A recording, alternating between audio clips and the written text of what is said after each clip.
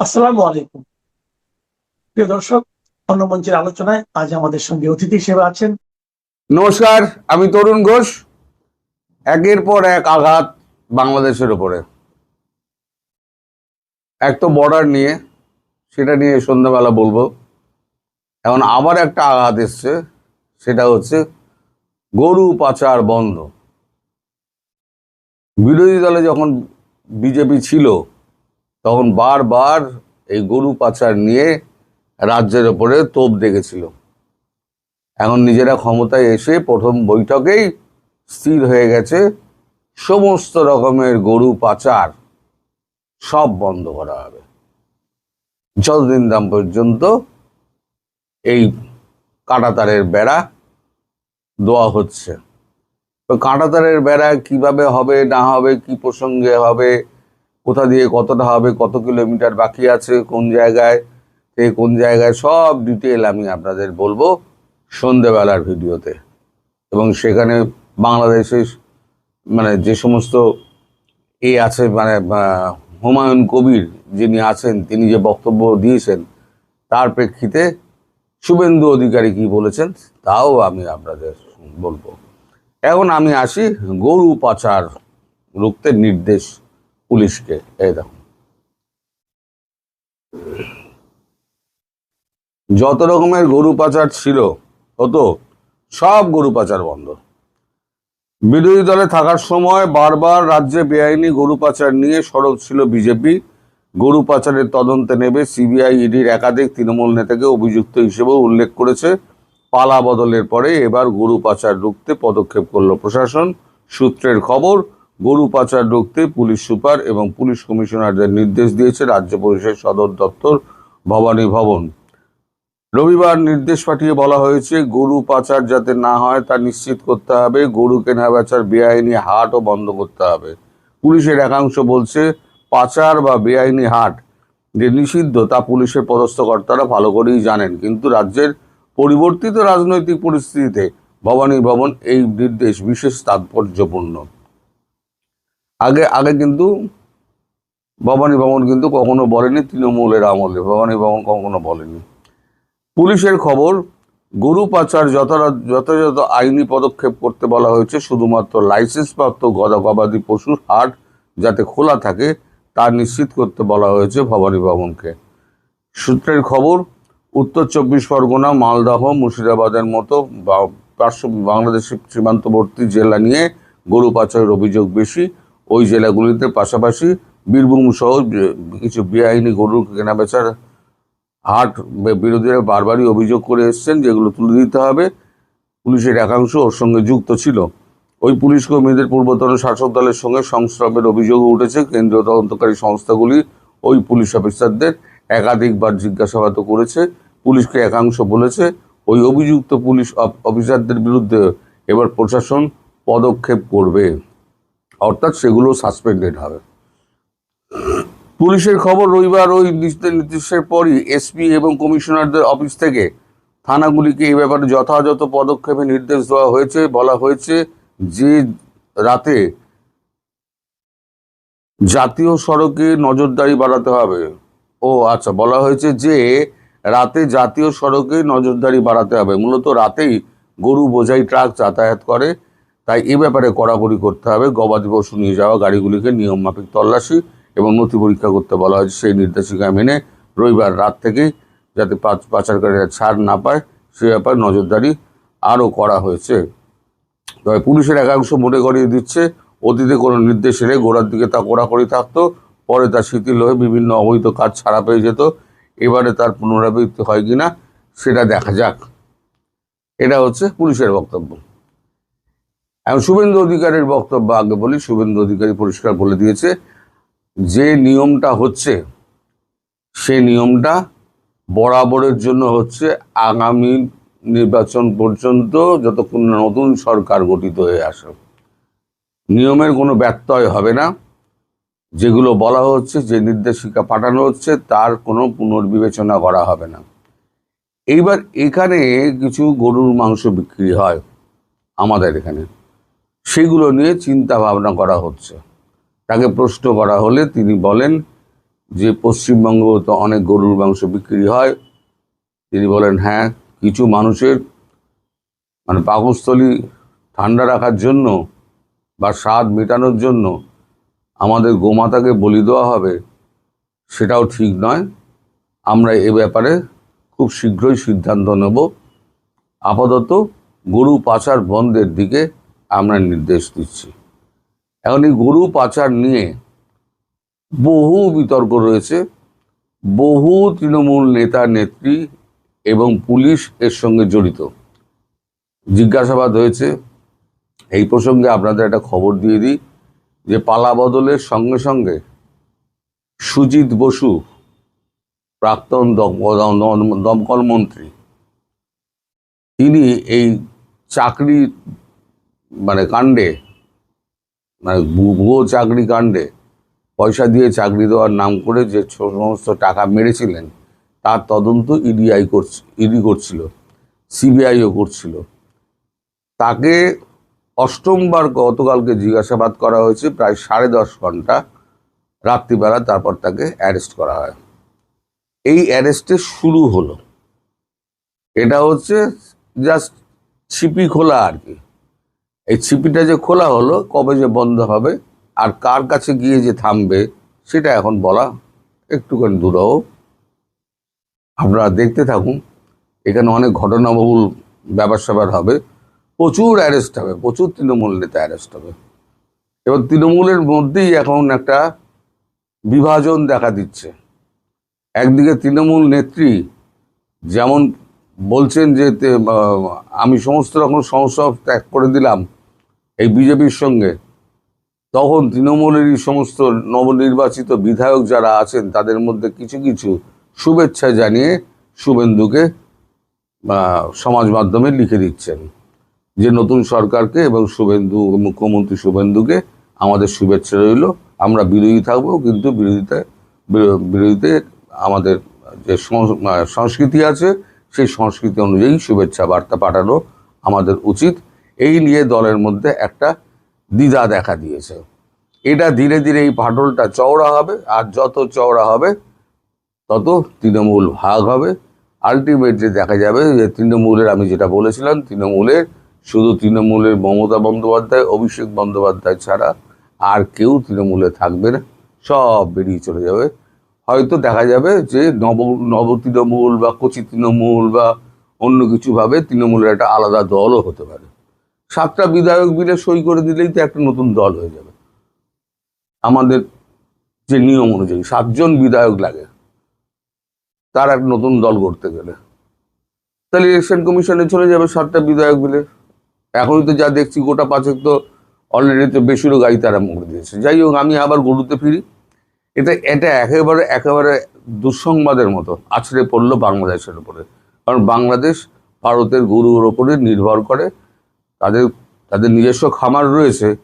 এতে তারা বলবেন আমাদের অর্থনৈতিক উন্নতি হবে, অমুক হবে, তমুক হবে, কিন্তু যে গরুর মাংসের যে দাম এখন আপনাদের ওখানে রয়েছে এমনিতেই তো চড়া, তার মানে এই দুর্মূল্যের বাজারে এই গরুর মাংস কোন জায়গায় গিয়ে দাঁড়াবে। আবার সামনে আপনাদের ঈদ ফিদ রয়েছে, সেখানে কিন্তু আপনাদের একটু কষ্ট হবে। তো যাই হোক, এখন খবর তো খবরই, আমার পরিবেশন করার দায়িত্ব, আমি পরিবেশন করলাম। এবার ভালো মন্দের চিন্তা তো দর্শকের ওপর, দর্শকরাই ঠিক করবেন যে আমি ঠিক বলছি না ভুল বলছি, না তাদের অনেক ক্ষতি হচ্ছে না লাভ হচ্ছে, বা তারা এটা চান বা না চান, কি ব্যাপার। তবে ঘটনার ঘনঘটা আরো ঘটবে, বাংলাদেশের ওপরে একের পর এক আঘাত আসতে শুরু করবে। কিন্তু শুরু হলো আর সীমান্ত আটকানো, তারপর গরু পাচার, এইবার হচ্ছে খাদ্য পানি বন্ধ, বিদ্যুৎ বন্ধ, সমস্ত বন্ধ। আর এই নিয়ে যা বলেছেন শুভেন্দু অধিকারী, সেটা আমি ওই বললাম সন্ধ্যেবেলার ভিডিওতে বলবো। আজকে এই পর্যন্ত রাখছি। সবাই ভালো থাকবেন, সুস্থ থাকবেন এবং সাবধানে থাকবেন। নমস্কার। সবচেয়ে বড় প্রতিবেশী দেশ ভারতের সাথে বাংলাদেশের সম্পর্ক একেবারে পাল্টে গিয়েছিল 24-এর 5ই আগস্টের পর থেকে। ইউনূসের আমলে তলানিতে গিয়ে থাকা সেই সম্পর্কে নতুন অধ্যায়ের শুরুটা অনেকেই দেখতে পেয়েছিলেন বাংলাদেশের ত্রয়োদশ জাতীয় সংসদ নির্বাচনের আগে থেকেই। বিএনপির সাথে ভারতের সম্পর্কে নতুন রূপ দেখে বিএনপি বিরোধীদের অনেকে এমন মন্তব্য করেছিলেন, ভারতের সাথে সুসম্পর্কের কারণেই বিএনপি ক্ষমতায় এসেছে। যদিও এসব কথার সপক্ষে কোনো প্রমাণ এখনো পাওয়া যায়নি। এর মধ্যে মাসখানেক আগে বাংলাদেশের পররাষ্ট্রমন্ত্রী দিল্লি সফরে গেলে মনে করা হয়েছিল দিল্লি না ঢাকার রেশ কাটিয়ে দিল্লি ও ঢাকা কাছাকাছি আসছে।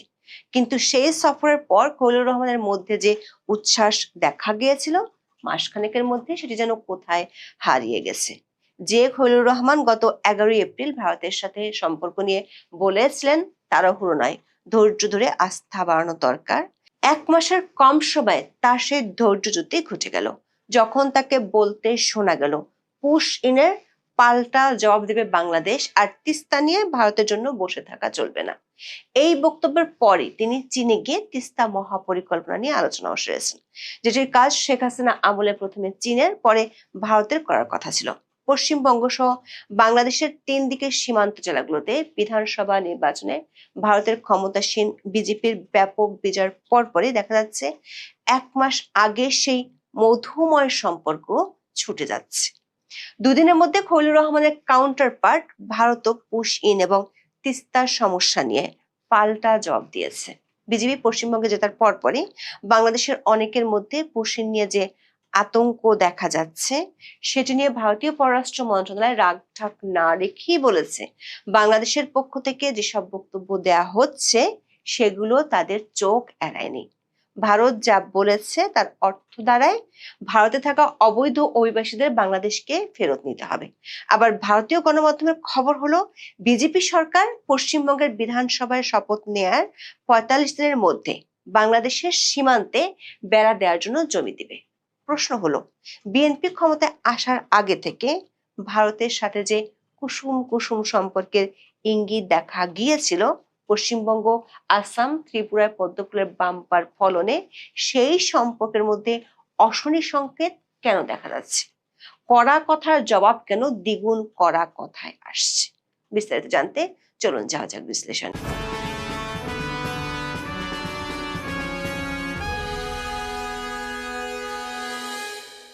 পদ্মফুলের বাম্পার ফলনে একক সংখ্যাগরিষ্ঠতা নিয়ে পশ্চিমবঙ্গের সরকার গঠন করতে চলেছে বিজেপি। শনিবারই তারা বুঝে নেবে দায়িত্ব। কিন্তু এরই মধ্যে পশ্চিমবঙ্গের ভোটের ফল আসার পর থেকে পুশিন নিয়ে ঢাকার পক্ষ থেকে কিছু আশঙ্কার কথা শুধু শোনাই যাচ্ছিল না, বাস্তবে কিছু লক্ষণ দেখা যাচ্ছিল। যেমন পশ্চিমবঙ্গের নির্বাচনের ফলাফলের পর পুশিন যাতে না হয় সেজন্য বাংলাদেশের সীমান্তরক্ষী বাহিনীকে বেশ সতর্ক অবস্থানে রাখা হয়েছে। দেশটির স্বরাষ্ট্রমন্ত্রী সালাউদ্দিন আহমেদ আশঙ্কার কথা জোর দিয়ে না বললেও বিজেপিকে যে সতর্ক থাকতে বলেছেন সেটি জানিয়েছেন। তবে বাংলাদেশের পররাষ্ট্রমন্ত্রী খলিলুর রহমান 5 মে মিডিয়াতে যে বক্তব্য দিয়েছেন তাতে পরিষ্কার বাংলাদেশ সরকারের শীর্ষ মহলে পুশ ইন নিয়ে বড় ধরনের আশঙ্কা আছে। খলিলুর রহমান বলেছিলেন, ভারত সরকার যদি পুশ ইন করে তাহলে ঢাকাও পাল্টা ব্যবস্থা নেবে। অথচ গত মাসের 7 তারিখে খলিলুর রহমান ভারত সফরে গিয়েছিলেন। সে সফরের পর ভারত থেকে তেমন কোনো উচ্ছ্বাস দেখা না গেলেও খলিলুর রহমান এবং তার সরকার ছিল উচ্ছ্বসিত। দিল্লি থেকে তিনি ভারতের পররাষ্ট্রমন্ত্রী জয়শঙ্করের সাথে একই বিমানে করে মরিশাসেও গিয়েছিলেন।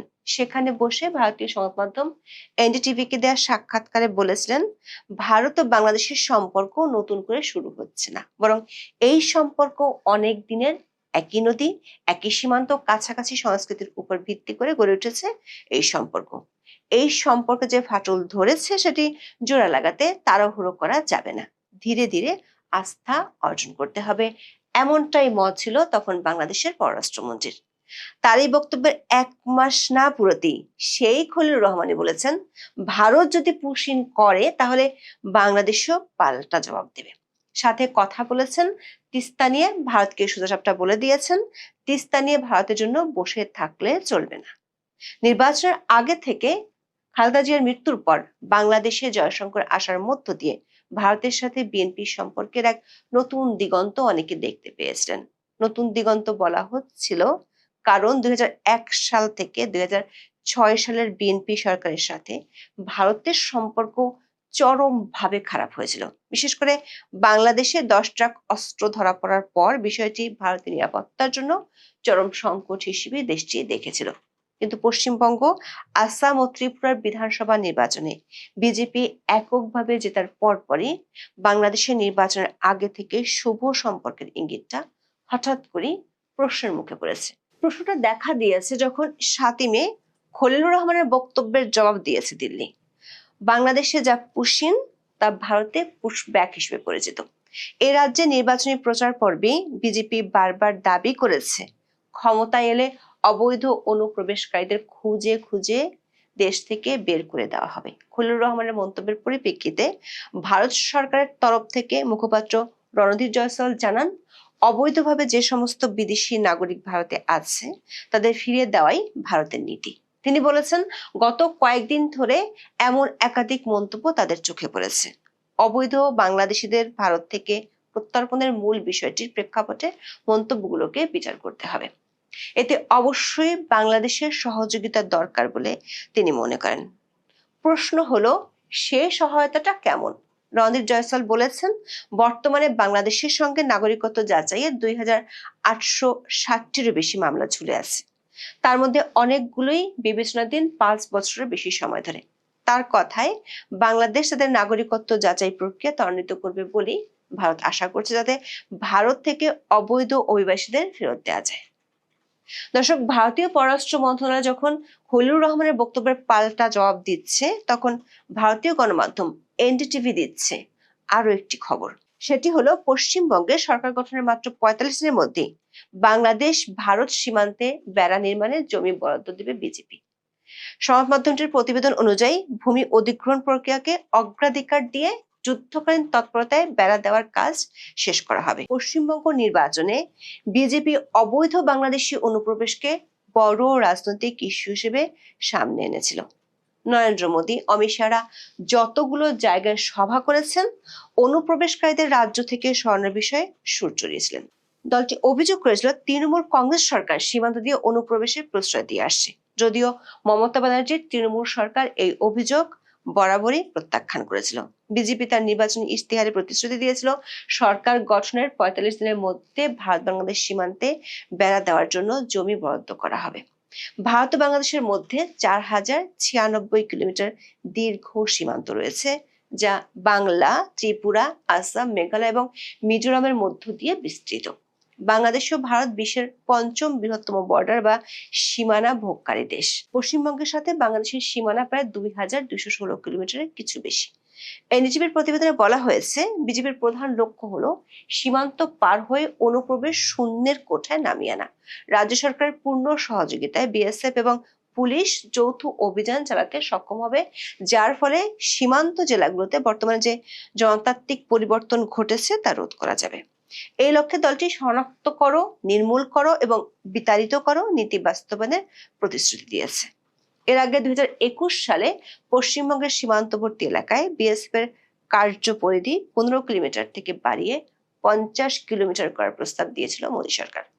তখন একে রাজ্যের অভ্যন্তরীণ বিষয়ে কেন্দ্রের হস্তক্ষেপ দাবি করে প্রস্তাব প্রত্যাখ্যান করে ক্ষমতাসীন তৃণমূল সরকার। সীমান্ত সমস্যা আর পুশিন নিয়ে দুপক্ষের মধ্যে যে কথার উত্তেজনা তৈরি হয়েছে, তার মধ্যে উঠে আসছে বাংলাদেশের সঙ্গে ভারতের সবচেয়ে আলোচিত তিস্তা পানি বন্টন চুক্তি ইস্যু, যেটি অনেক দিন ধরে ঝুলে আছে। চীন যাওয়ার আগে হঠাৎ করে গণমাধ্যমের কাছে বাংলাদেশের পররাষ্ট্রমন্ত্রী খলিলুর রহমান বলে বসেন, তিস্তা নিয়ে ভারতের জন্য বসে থাকা যাবে না। তারপর তিনি চীনে গিয়ে তিস্তা মহাপরিকল্পনা নিয়ে আলোচনাও করেন। তিস্তা নিয়ে টানাপোড়েন বহুদিন আগেই বহু দূর গড়িয়েছিল। 2011 সালে ভারতের নরেন্দ্র মোদীর কেন্দ্রীয় সরকার এই চুক্তি প্রায় করে ফেলেছিল, কিন্তু তখন বাদ সাথে পশ্চিমবঙ্গের তখনকার মুখ্যমন্ত্রী মমতা ব্যানার্জির রাজ্য সরকার।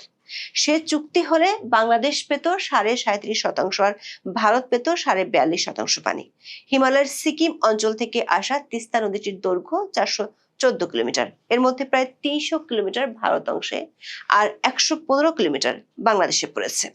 এর মধ্যে ভারত তিস্তার প্রবাহ নিয়ন্ত্রণের মূল কেন্দ্রে গজলডোবা ব্যারেজ করেছে।